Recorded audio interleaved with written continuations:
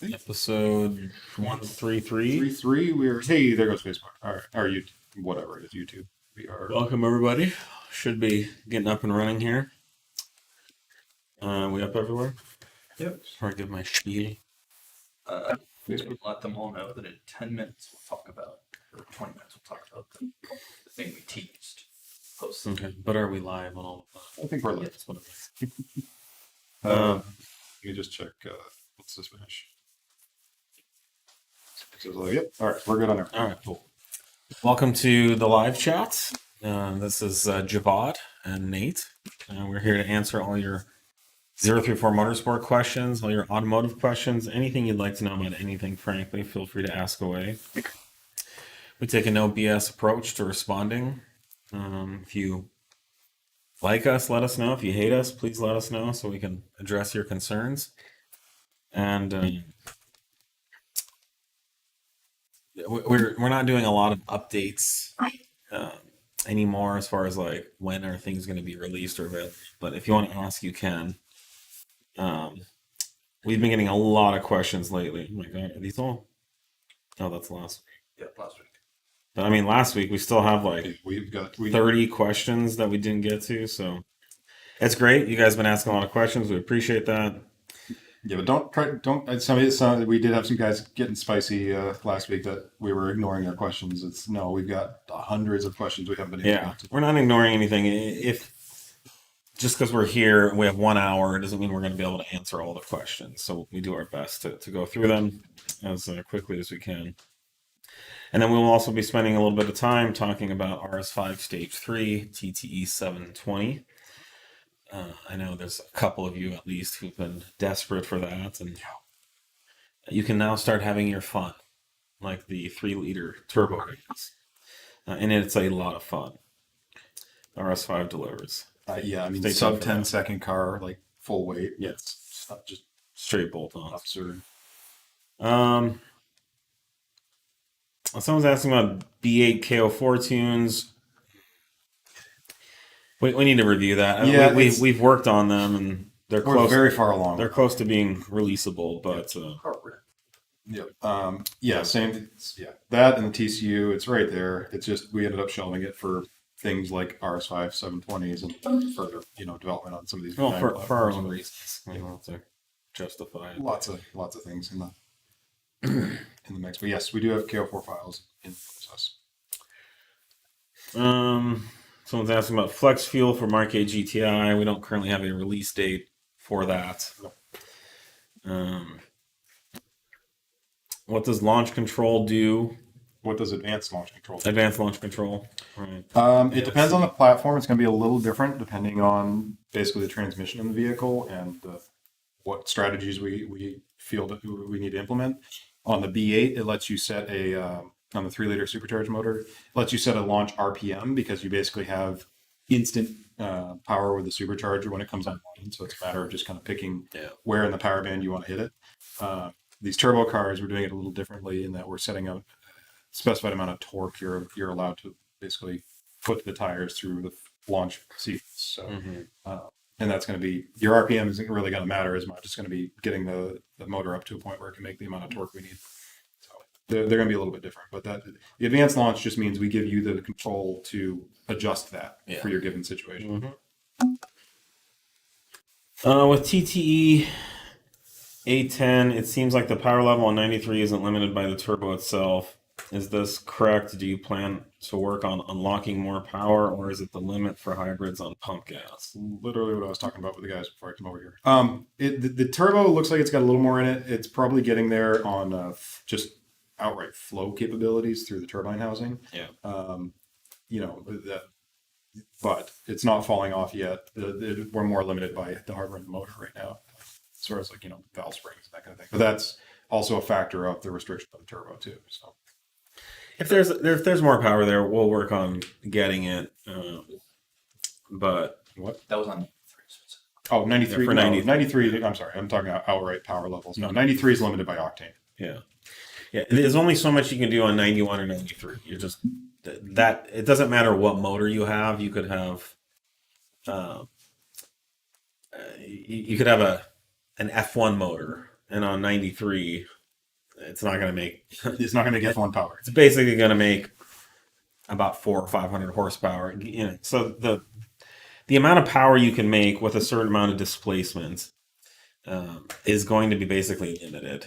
It is octane limited. So from a 2-liter motor, you can make about X amount of power on 91.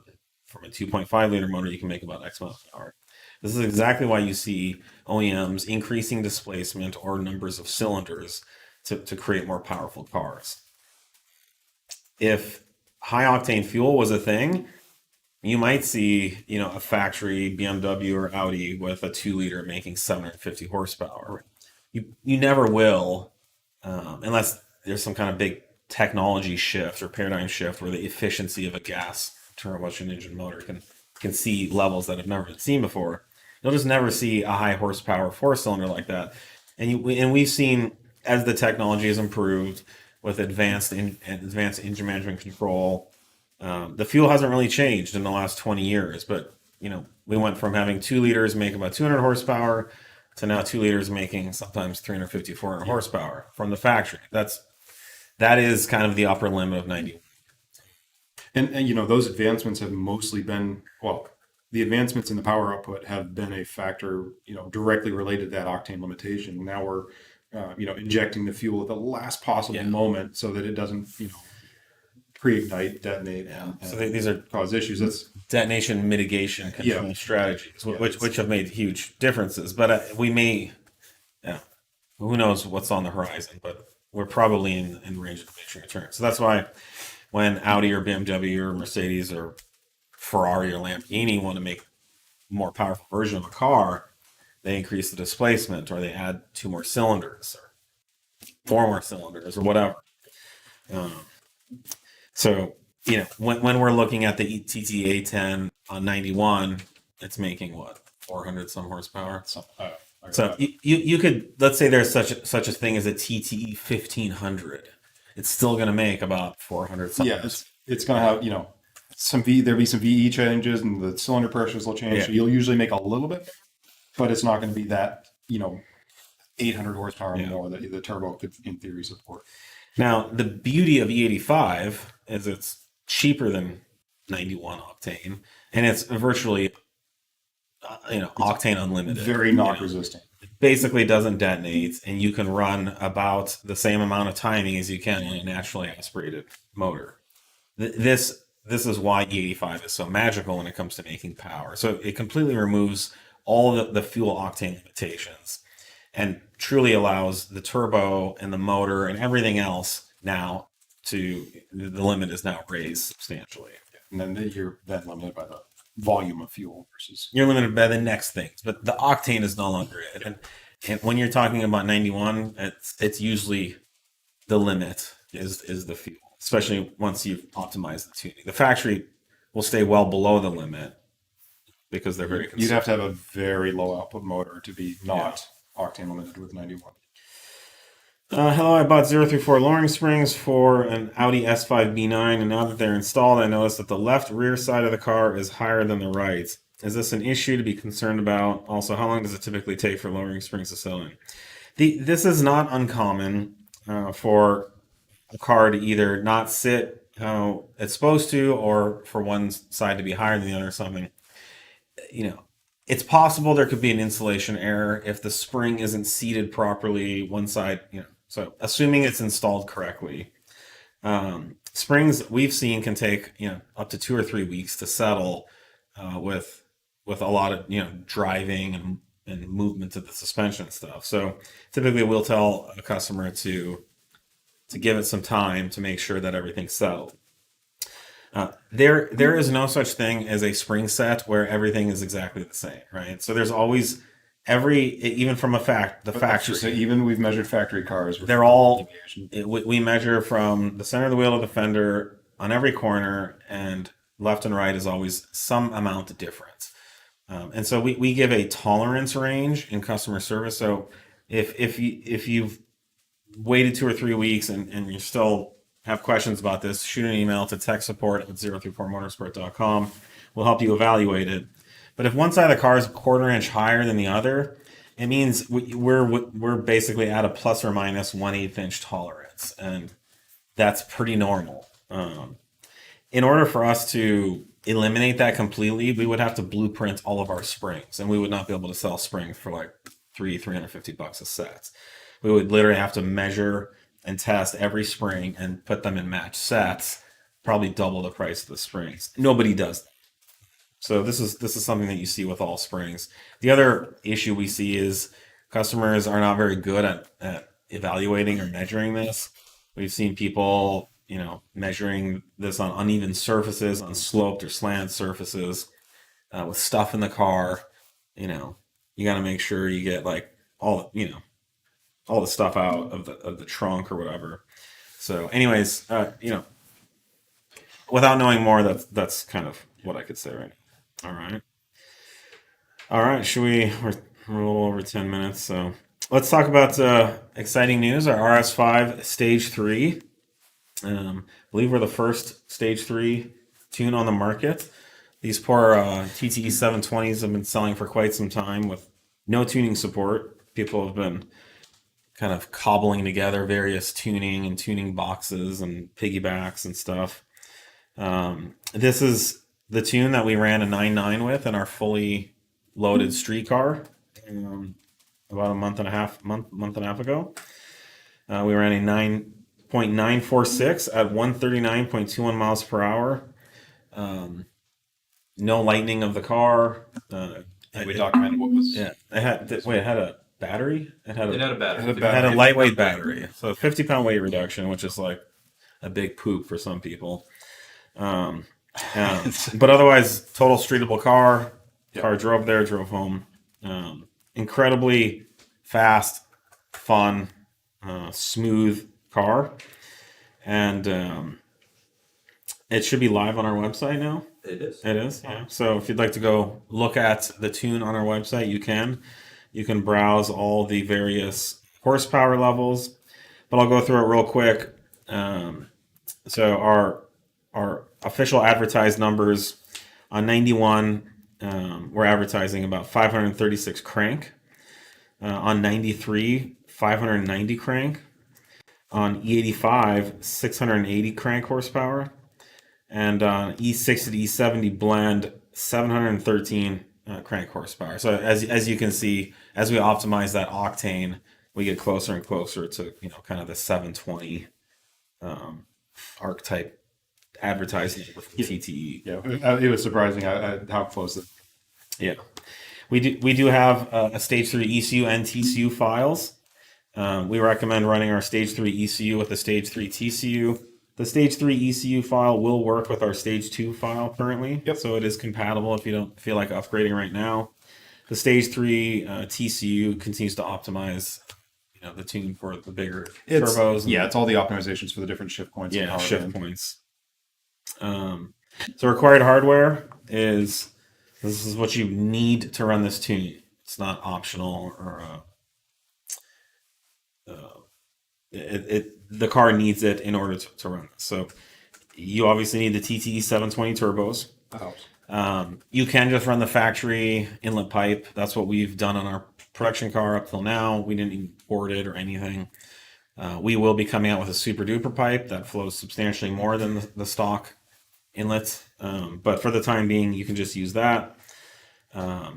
You will need some type of high flow cat, which we recommend ours for racing use. Maybe a lot of you that bought high flow cats that were upset that we didn't release a Stage 2 because it didn't matter. Well, you can use it now because the Stage 3 can use the extra flow over OEM. You will need the 4-bar map sensors that we list on our site. And you need an ethanol content analyzer if you're going to run any of the E-blended tunes. You don't need that if you're just going to run pump gas. Which honestly, the 93 octane is really nice. The 91's great too, 536. But you're talking almost 600 horsepower at 93 pump gas. And it's fast. That's a fast car. 596 foot-pounds of torque as well on 93. So very, very excited to release this really great tune to the market. Mm-hmm. We strongly recommend running a good intake like our X34. Yes. And the other required modification, I think I skipped over this, is an intercooler kit. Yeah. We currently recommend the Wagner intercooler kit, which does a nice job at this power level. Just because you have an intercooler kit doesn't mean it's going to be sufficient. So for the time being, I think the only one that we can validate or recommend wholeheartedly is the Wagner. But if there's something that looks like it's actual sizable upgrade over factory, then great. Yeah. So yeah, if you have any questions, drop them in and we'll be happy to answer them. Yeah, we're running the full kit on the intercooler. There's a heat exchanger and intercooler upgrade. Yeah. Yeah, and that's what we write. Yeah, full kit. Yeah, and we've track tested this. We just posted a video on Friday, which got a lot of views on YouTube. We're taking it again this weekend. Of us driving in on track. Yeah, it'll be at the track again this weekend. And I've seen lots of street time. A lot of runs in Mexico. High elevation testing. Yep. Cold winter testing. So yeah, let us know if you have any questions. All factory safety features are still there.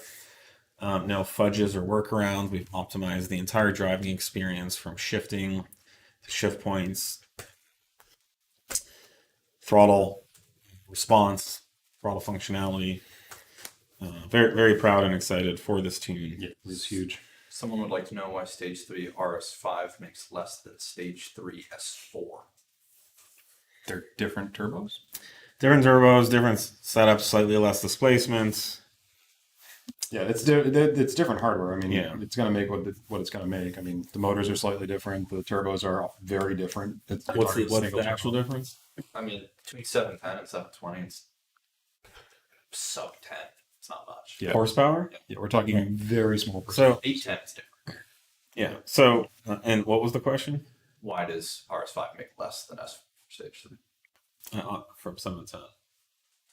Didn't specify. Didn't specify. Okay, yeah. I mean, they're different cars. They're different motors. They're Different turbos. motors, but you're also talking about tiny percentages. I mean, we come up with these numbers where we're saying 680 horsepower. It's not 600. Your car will never make 680.0000 horsepower. You know, every time you get on the throttle, your engine makes a different amount of power.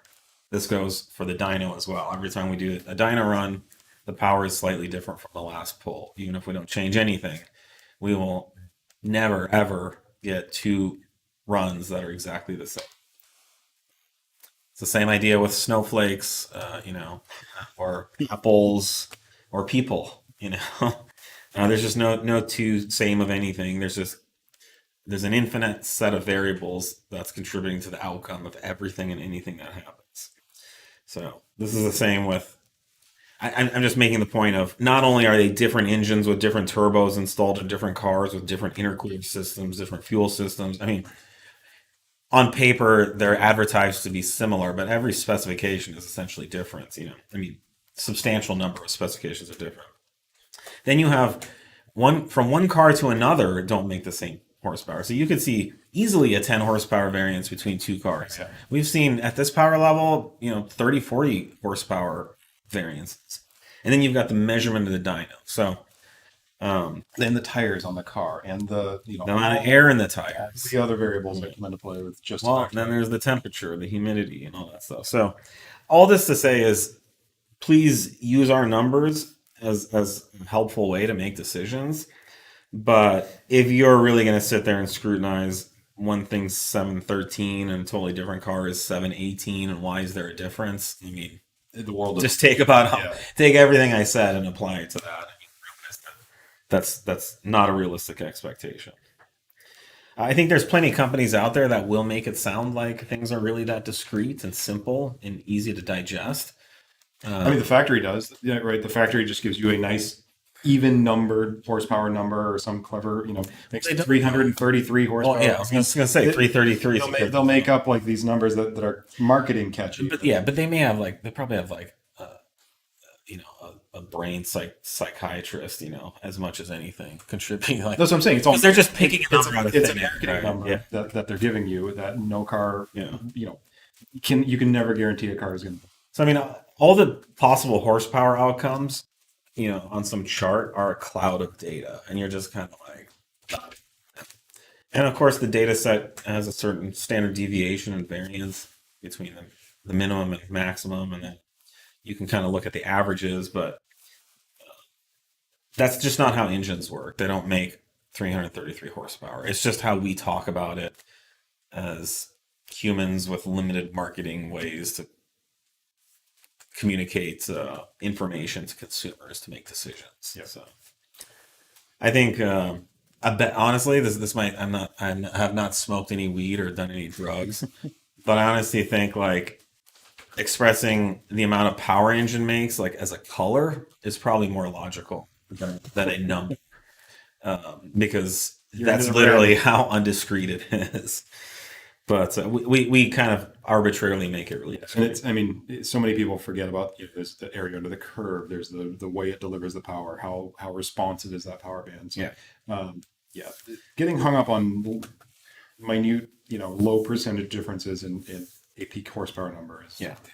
So then to go full circle, why do we give numbers? Well, because we believe, for example, stage 391 octane, or stage 393 octane, we quote 590 horsepower. We believe that if there was 20 RS5s out there that got TTE720s, and you ran a peak horsepower dyno number on all 20 cars, that you'd arrive at about 590 horsepower if you analyze that data set. That is what this number means. It doesn't mean that your car will make 590 horsepower. We also advertise 493 wheel horsepower. This is the kind of averaged number that we believe that if enough cars were tested, that they would produce about 493 horsepower as a kind of average data set. That's what these numbers represent. They do not represent anything about your specific car exactly or discreetly. All right. All right, we got some RS5 questions coming in. Would an air-to-air intercooler work for this tune? Yes. We Fundamentally, yes. I mean, conceptually, yes. In practice, there is not one. You could put one in. Honestly, the intercooler from the S4 tune would work. Yeah, you know, your charge piping is going. You'd have to redo everything, do a lot of fabrication. And honestly, I think the RS5 intercooler system it's really okay. nice. You will have, you'll have things like faults with the water pump. You got to either keep that or loop it, or there's some other stuff to consider there too. Yeah, there's fundamentally no reason it wouldn't work. We wouldn't recommend a customer to do that at this point in time. I think in 5 years, we certainly haven't tested. When car values have dropped and people are like getting all jiggy, Yep. then sure, do whatever you want. It would be like on a race car, it might make sense just to lighten and simplify. Mm-hmm. Is the S34 intake for the B9 S4 still? Is the S34 intake for the B9 S4 still coming out? Haven't heard an update and would love to have it for my upcoming A10. Absolutely. Mm-hmm. We're basically in that phase of supplies and materials are coming in from various vendors so that we can assemble the kits. So I don't know a date, but it's soon. It's very soon. It's absolutely still coming. You got to keep in mind, we talk about this stuff sometimes months and months before it comes out. But just because you don't hear about it for a month doesn't mean it's not coming out. We talk about it for a reason. We very specifically don't talk about things that we won't release. That's a terrible idea for a company like us. So when we're releasing the B8 K4. Oh. Yeah, exactly. It's tough. Thank you. We have a lot of irons in the fire here. Thinking about stage 1 B9.5 S5, what's current pricing? Any recommendations for California approved air intake? Stage 1 ECU is $850. Yep. And the TCU is It comes along with it. okay. Yes, you get the stage 1 TCU, so that's $850, and then our cable is $150. And the cable is not locked to the car in any way. So if you have other vehicles or if you already have a cable, you do not need to buy another one. I'm not aware of any carb approved intakes for the B9 3.0T yet, or carb exempt. There's nothing about our intake that wouldn't allow it No, to pass. we're in that process right So now. we're in the Mark was process. literally on the phone with them this morning. Yeah, you can confidently buy ours knowing that it will have a carb exemption in the future. So our intake will not contribute to increasing the emissions of your vehicle. But for the time being, it's not carb exempt. But we're in that process, which takes forever. Yes. Someone's asking if we're close to getting a new update for the B9 platform, like advanced launch control and stuff. Mm-hmm. Yeah, we're getting close. Yep. Yeah. No date or anything, but it's coming. Stage 2 on my 2019 S4, all 034 parts and tuning. I emailed in a few questions I had, and I've got to say, I'm not super happy with the cookie cutter response after spending $6,000 with 034. Yeah, it's hard to say. I don't know what you asked or what you'd like to know. But definitely, if you're not happy with any response we get, I would say just communicate that in a clear and productive way so that we can meet your needs. Sometimes the team doesn't always know exactly what it was you're asking, or we can't read your mind. So if you'd like more information, I'd ask that you please respond with any request that you have. The team is very driven to specifically address concerns and meet needs. But again, we don't always, they deal with hundreds of customers a day, and they don't always know exactly what every person's looking for. So that kind of feedback is really helpful. Yeah, we do want that feedback. We want it. Yeah. We encourage you to do it. Yeah, thank you for informing us of that. And we will Absolutely. we'll dig into it. I don't know. Obviously, we don't have anything to follow up with here because I don't know. Yeah, and we don't have a standard like, well, you spent $6,000, so you get this type of response. That's We appreciate it, but we treat every one of our customers gets the same. Whether you spent $6, $6,000. We have some customers that spend $60,000 with us. They all get the same type of the best service that we're capable of getting, regardless of the dollar. But yeah, it's a safe place to express your dissatisfaction, and we will look into it. I don't know where that message came in, but I just want to make sure you do contact us, and we'll follow up with you. Yeah. Said I already let Sam know. He said he's going to wait for his next reply from Eric. He's got. Okay. So it sounds like Eric's working with you. Do you see yourselves producing catback exhaust systems for the B9? No, not really. I could see us maybe doing like a 4-inch exhaust or something at some point, just to like some big Hail Marys. Supports like really high power levels. But the factory exhausts are very good. All these horsepower numbers that we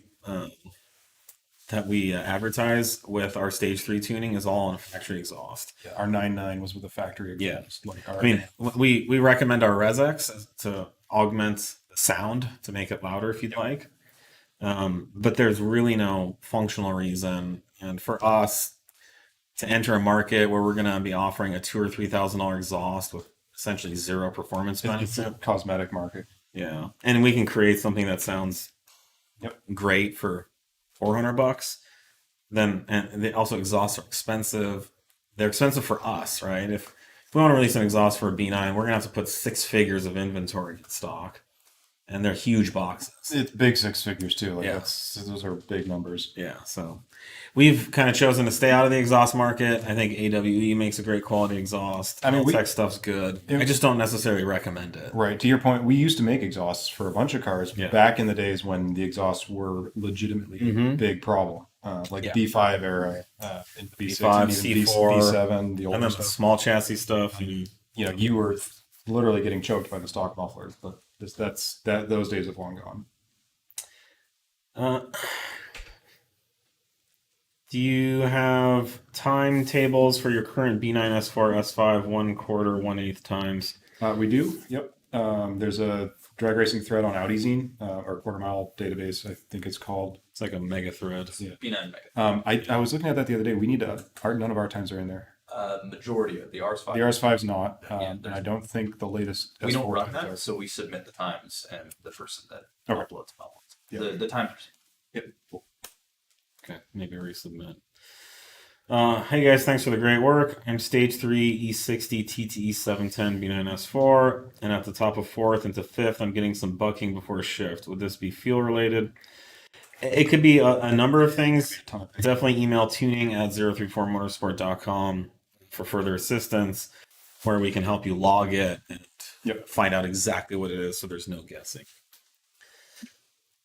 Would you say it normal when launching on the 810 E60 E70 file to only be able to build about 50% of the boost gauge? Yeah, that boost gauge is it's worth the weight of its pixels. It's basically useless. It's a function of you're making some boost or less boost. Don't use it for any kind of metric you actually care about. So I don't even know. We pay so little attention to that, but yeah, it's very likely because we do set a torque amount for that launch. It is not all of the torque, or you'll just blow the tires off every time you lift off the brake. So yeah, it sounds right to me, but I couldn't tell you exactly where it normally lands. I think my car says that's all of the torque, but that's because it's it's a different setup. Yeah. Do I need to change my tune-up and buy a bigger throttle body for my B8.5 currently on your stage 2+ test type file? We have files for that. So yes, you absolutely do need a tune that works with the throttle body setup you have. These throttle bodies on the B8s in particular are pretty much unicorns in that they're a reverse rotation. So anytime you change the throttle body in these cars, you will need a file specifically to deal with the new rotation on the new throttle body. Yeah, you definitely need a file, and we have one. You're welcome. And we pretty much support everything on the market. Or we tell you how to fix it. Unfuck it. Wow. Unsausage it. What is that? Oh God. The hot dog. Hot dog. Somebody came up with a hot dog. It's a terrible idea. How long does flashing an ECU and TCU tune normally take? I've got a 12-amp charger, and I'm not sure whether I would be taking a risk to try and flash it with what I currently have. That very much depends on the vehicle. Yeah, I can't answer more without more information. Things like the Mark 8 TCU flashes in about 15 seconds. Some TCUs take several minutes. Some ECUs I'd say most ECUs probably average around 10, 15 minutes for the first time. And then subsequent flashes, if you're just changing octane, once you're on our file, is generally in the sub 60 seconds for the updates. So, like you see, there's a huge variance there. So we would need to know a little more information. 12-amp charger, that's going to depend on the quality of the 12-amp charger. I would have to guess it's probably going to be okay, but we do recommend a bigger one for most cars. I ordered an intake 6 months ago on backorder. I don't even have the vehicle anymore. Now I have to wait to receive parts to pay 20% restore fee. I don't know what intake that could possibly be. That's a long time. The S34's been out of stock since B8. S34 since Black Friday. Okay. Just 3 months. 3 months ago. Yeah, that's what we're trying to figure out. One intake out of stock for about 3 months, but we do not have a restocking fee for order cancellations. If your order has not shipped, you can cancel it. Through a vendor. If you ordered through someone else, I don't know what to tell you. That's on their policies. Yeah. We don't set those. I mean, we don't control that. So, but if you bought through us, I can't comment on what would. Maybe other places have no cancellations, or I don't know. I don't know what to tell you on that. But if it's from us, we don't have one. But your best bet's to email customer service and see what your options are. Sorry about the wait on that. I mean, we have the COVID disruptions you've heard about have been very difficult, but I think we've done very well considering through COVID we've kept inventories levels quite high. As high as we can. Yeah. Trust us. We want that in stock. Yeah, more than you do. We do not benefit by being out of stock, and I believe there are many of those on backorder. I mean, yeah. Case in point, we're saying you can just cancel your order right now. That's a intake now unsold. So obviously we want these in stock. Yeah. Any update on TCU tune for the Mark 8? Not on the later unsupported vehicles. The I don't know if this question is related to that or if they're looking for the full-fledged TCU tune, which is also coming. Any updates? But no, nothing's changed since release, so we are still working on both of those. How much faster is a current B9 S4 Stage 1 revision compared to older ones from, say, 4 or 5 years ago? Stage 1 is, I mean, we ran our 11.5 Stage 1, Yeah. what, 8 years? Yeah, probably 7, 8 years ago. Years ago. All files now. Yeah, there's E40 files now. So I mean, there's more options. There's more,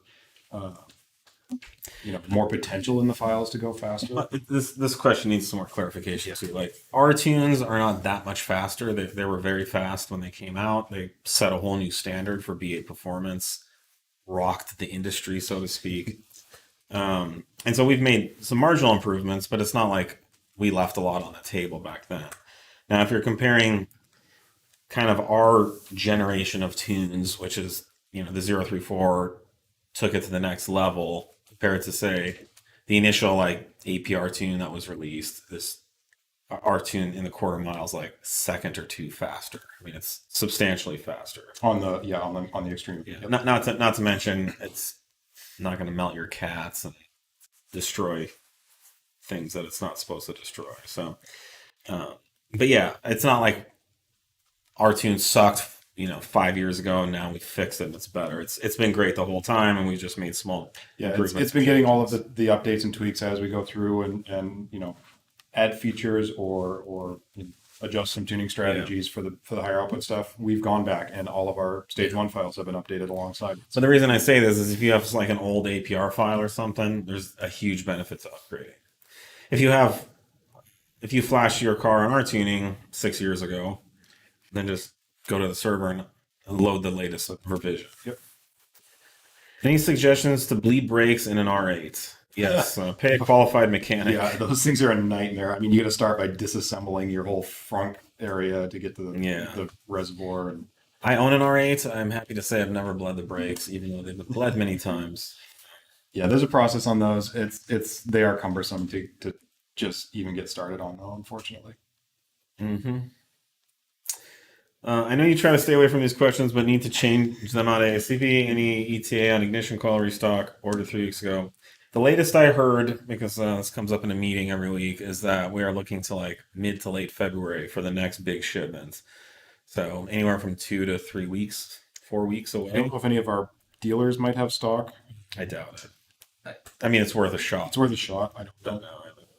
You could check with USP. It sounds like they already ordered them. But anyways, yeah, they're coming. I'm sorry. There's another product where we sold so many. We brought in like what we thought was a 6-month supply, and it's sold out in 4 days. Good afternoon. The new RS5 competition has a new tuning for the sport diff. Does normal S5 or RS5 have a tune for increasing the sensitivity of sport diff?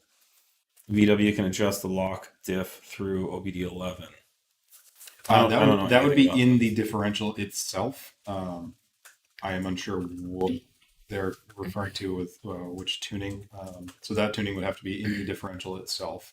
It would not be affected by the ECU side. There's some question about a rear sway bar. There's not enough information to answer that. Which one? 27 mil rear sway bars. Oh, yeah. We'll have a hard time turning on my car on E85 in cold weather. Thinking of doing stage 1 on a B9 S4. We do our best to tweak everything so that it is a quick fire up. I know Chris spent a bunch of time on that in particular. So no, we try and make it as OEM-like as possible. It should start just fine. Certainly nothing like you're going to have a hard time starting. That would be like something would have had to fail for that to happen. These new... I remember when I was a kid, I grew up in the Midwest where it was like minus 40 below regularly. And there's this thing like, nobody's car would start in the winter. There'd be like, neighbor would be out there for 2 hours trying to start in. There was like special starting sprays and warming blanket, all that stuff's gone now. Like new factory engine management systems have made engines run incredibly well in all kinds of conditions, whether very hot or very cold. The issues of the past were limitations of the factory engine management system. You have a carburetor that had very little ability to adjust for cold weather starting. So that's why it would be so hard to start, and then it would run okay once it warmed up. So once the carburetor kind of got into its operating parameters, it would start working again. But minus 20 below was just way outside what the carburetor could account for when it came to temperature. Then you saw early fuel injection systems get better at this. I mean, Audis used to have a cold start valve, They had a which was just an open and close injector, and it just missed fuel in the intake manifold while you're cranking. Yeah. I mean, it's literally connected to the ignition switch. Well, there was the one that was also a thermostatic. It bolted to the block, and that's what it used as its temperature to ratio how much fuel was going to come through that valve. Still have nightmares with all that stuff. But yeah, if the temperature was below a certain amount, that switch was the temperature switch would turn on this valve to just dump fuel into the intake manifold. So it started. So all that stuff's gone, right? So there's nothing about going to our tuning that would change how the car starts. They were asking the 85 specifically, and yeah, No, I know. it's harder to light off, but we Yeah. have been working and on making that as as solid as all the gas files. Yeah. No, it's going to be nothing like what you're thinking though when it comes to like having a hard time starting your car. It could maybe crank one or two more times. Yeah, that's not uncommon. Yeah, but on I don't know. any E85 file in any car, just because the fuel demand is a little higher on starter. Yeah, I wouldn't call that hard time turning on. Yeah. If it has to crank one or two extra times, so it'll start just fine. I race on an extremely hot temperature in Guatemala. See, complete opposite. Is there going to be any water meth injection tunes for the B9 3.0 710 or stock turbo to lower my IAT? We talk about this all the time. Don't think we will be doing a specific water meth file for those motors. No, we don't have any plans at this time. We won't be, and the water meth isn't going to cool your intake charge as much as you think it will. And we recommend optimizing your intercooling, running E85. Water meth gets tricky because it honestly usually causes a little more problem than it's worth if you're running on a tune that's well calibrated for the given fuel and getting the most out of your current setup. What the water meth does is it basically blankets the temperature sensors in water, and then you get an evaporative cooling effect on it, and it falsely lowers that air temperature reading to the ECU. So you end up getting, the ECU ends up thinking that it's now running even cooler than it really is, increasing your timing more, so you can get into situations where you have more detonation and more issues running water meth, unless you're doing it after all the sensors. We talk about this all the time. Yeah, let's keep moving because we have tons of questions. Only 15 minutes left. Stage G. I'm just gonna start skipping some of these. Can you twin turbo a B9 S4? You can, but there's no tuning or anything out there to support that. So there would be no reason to put 3 turbos on it. But there's not going to be tuning for it. They had a triple turbo setup in that movie Total Recall. When I was a kid, I was like, wow. Oh yes.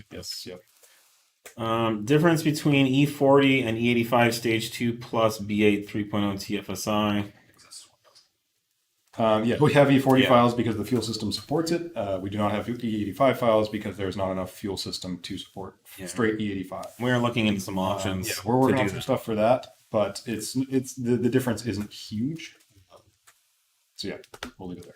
My 034 intake for the B8 S4 is constantly coming off the throttle body. I have to shimmy it back on and retighten the clamp basically after every drive. Okay. It sounds like your mounts are jacked. If your that motor's is not around that much, that's definitely not normal. We sell thousands of these. Run it on my car. I've had every iteration on my car. Either something's not installed right, your motor mounts are blown, but there's too much tension on that hose. And or you're not tightening the clamps enough. You got to really you can tighten those clamps with quarter-inch socket. So email tech support at 034motorsport.com. Make sure the clamp's getting tightened at the throttle body. If it's too far towards the edge of the lip, it'll kind of squeeze that hose off on its own. And sometimes things get oil soaked. Reiterating motor mount. miles. But yeah, it sounds like you're We have no idea. a lot potentially. I'm very eager to get my hand on that non-injector 93810 file. Sorry to hear about your amputation. It's terrible. Weather is fresh, so some good times to be had out of it. I feel for us UK peasants without ethanol. Oh man, I know. all the sympathy there. I know. That's too bad. We are working on that. We are working. Yeah, we'll have more data collected this week on that. If they had continued to imperialize America, they'd still have the 85, so it's too bad.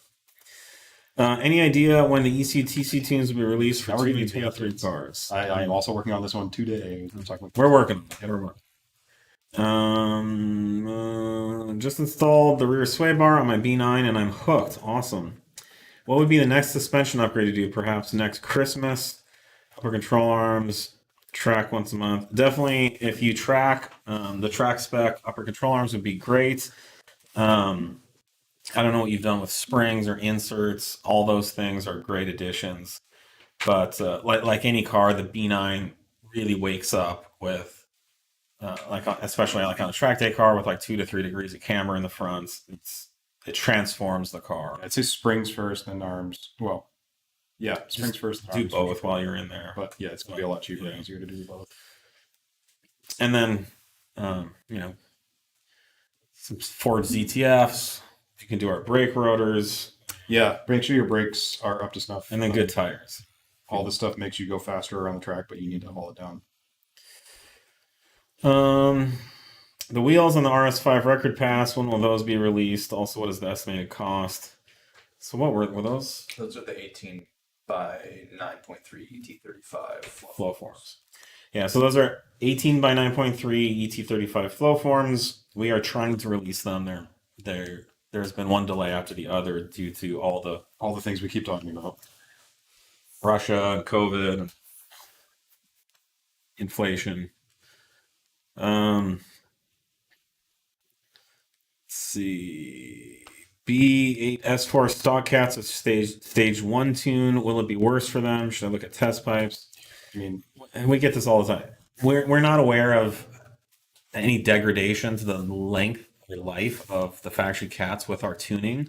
It stands to reason that with more heat and more exhaust going through them, that the amount of wear in their life will probably diminish some percent. But no, there's nothing to say that if you do our tune, you're gonna have to replace your cats. Yeah. I mean, we half the time. So. Down to the point where basically we spoke to that exact effect with our carb certification process, and that the engineers at Carb agree. Yes, of course, you're pushing more volume of air through. That's a normal thing to accept. Yeah. But yeah, we don't have any data that shows it. Yeah, no, you can do it in confidence. It's not. The factory cats just don't last as long as they should. I think it's partially a result of the violence of the supercharged EGTs. Yeah, that was one they also had to extend, I think, the manufacturer warranty on those or something. Yeah. If I remember correctly. Turbos are a lot nicer to cats, but those 3-liter supercharged motors, they're like flamethrowers. If you run the E1 plus or the stage 1 E40 file, it is actually a bit nicer on the cats, just due to a lower EGT. Lower EGTs. Trying to get my SQ5 to have some power without a tune. What's the best few bolt-ons? Okay, we addressed this last week. That's the same. Yeah, a tune. Is it the same guy? I think it's the same. I can't imagine 2 different big ones. It's the exact same question. Yeah. Yeah. Refer to the live chat last week. Maybe someone can pull it up for him. But you're not. These are torque controlled systems, so all the intakes and exhausts and mods you throw on it are basically going to be a net zero until you get a tune. B8.5 with the X brace. Does it fit a convertible? I know the convertible has more bracing in the rear. Just wanted something to tighten up. It does not fit the convertible, I'm told. There's all sorts of cross strapping underneath those. Yeah.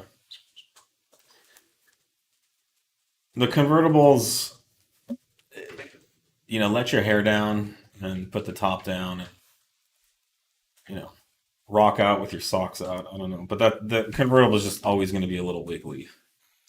It's the price you pay for the sexiness, the freedom. For removing the entire letting your hair structure blow. above the top. Yeah. Above there. Yeah. But yeah, no, it's a huge compromise to cut the roof off the car. It turns the car into a big noodle, and then they try to they put all these tension it straps down. underneath, and they double up on sheet metal and stuff, but it's never quite the same.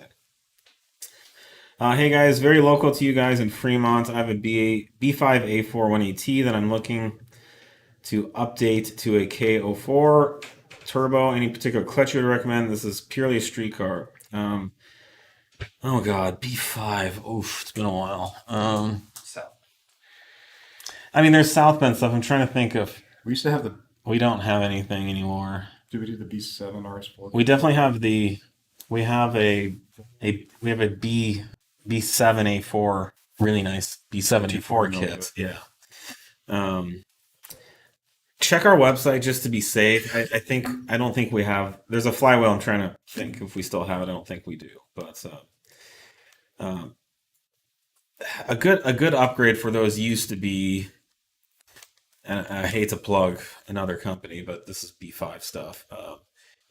ECS used to make a flywheel. It was called the RA4 flywheel, but it used a B5 RS4 pressure plate clutch, and that's plenty for any A4. I mean, even a 600 horsepower fire breathing. It's the torque that the clutch has to That's plenty. So, but it depends what you're doing with the car too. If you're launching it a lot or doing hard speed shifts and stuff, then you're going to want to get out of an organic disc and into something like a Kevlar disc or something like that. Whew, it's been a while since I talked about that. Yeah, I'm trenching the brain here. Yeah. Trying to figure out what we still have. Circling back to the E85 startup question. Is that you, Nick? no. Oh, At some point, yeah, somebody else. Someone else. Someone else. Nick likes to circle back in all of our Yeah. meetings. Circle back. No. We had a -5-degree morning here in Colorado. We had 5-degree mornings, multiple, in Colorado recently. E85 starts right up after a crank or two. B9 3.0 T Stage 2+. Okay, cool. So a crank or two is fucking good. You're neglecting your people. Which one? Scroll up a little bit. Oh. There's some stuff at the top. We can kill these. Do you recommend Catless or high flow downpipe for the B9 3.0 T? If you're racing, it's a great idea. If in a street car, I do not recommend Catless in anything. It's the maximum pollution. It's illegal. It will stink up your car, the cars behind you. It will put black soot all over your bumper. There's no need for it. And there's absolutely no benefit. It'll also sound terrible. Yeah, so I recommend using the factory cat whenever possible. And then Yeah, if you're racing and At least a good high flow you need to cat. have all of our high flow cats now are Euro 4 spec or better. And they run extremely clean. They flow better. In fact, we had a situation recently where we were trying to diagnose a situation in an ECU where it was validating that the factory cat was there and within parameters. And because it didn't have the factory cat, it had our high flow cat.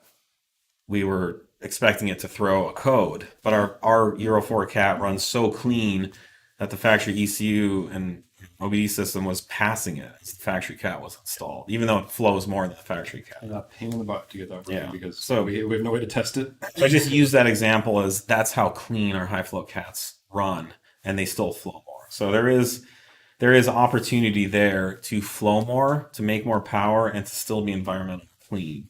And that's the sweet spot for us. But man, I mean, I've been tuning cars for 30 years, and I'll be on the freeway behind some jackass with like I know they have a gutted cat or something, and it's just noxious. It's really this is literally what people in the 60s, drove around on the roads behind other cars smelling this stuff. With lead. Yeah, with lead. But I literally I get I can feel it in my Your voice instant box. dino or lung something. comes Yeah, back. I know. It's like a dino lung. Yeah. Thankfully, no dino dick, but the dino lungs comes The to cabin. Anyway. Have you ever read the dino dick thread? What? Oh, you're in for Oh. a treat. Oh, there's a whole. Dynadick's Is a there more thing. that I'm unaware of? There is. Oh, it's not lore. It's a historical. You may not have been document. born when Dynadick happened, but big shout out to James and the tuning team for getting my Stage 2 CREC file sorted with a quickness. With a quickness. No more sausage. Keep up the good work. Probably means the front body. No, because it's not a CREC thing. So I don't know what he's talking about.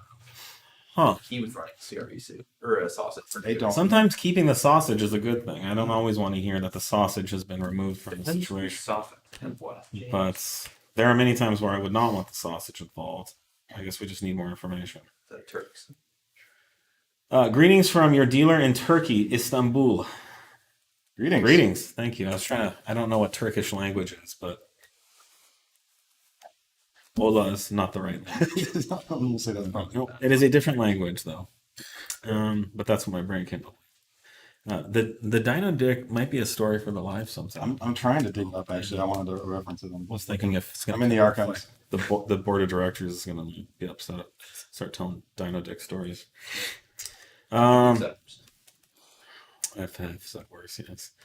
Oh god, so many questions. My search teams are going to get me in trouble. Which one? These are your big friends. Best tuner for my 2018 Q7 3.0. I mean, there isn't one yet, but it will be us when we release a tune. So hang in there, stay strong. I have the same exact car. It'll get dialed up. If you're ever frustrated that we haven't released the tune you want, just look to me. I have a untuned Q7 3.0. So, BME air filter for a 3-liter Q7, or is there a CA cold air intake option? We will be doing an insuction kit. Stay tuned. It will be basically a higher flowing air filter and airbox coupler piece to the throttle body. Just hang in there. We will have that at some point. We're working on.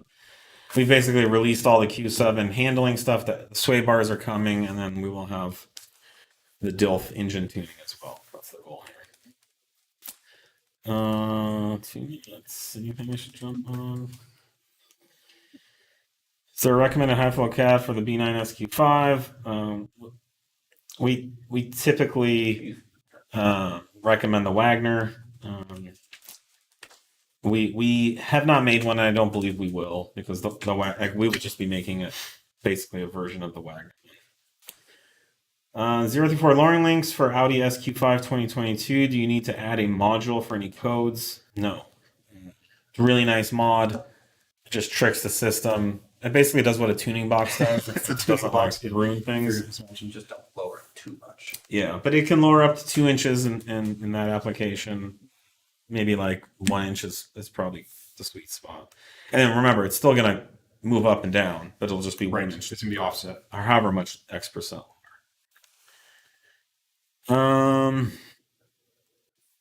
Other DCTs like the PDK CAG T500, you can pull both paddles to disengage clutches.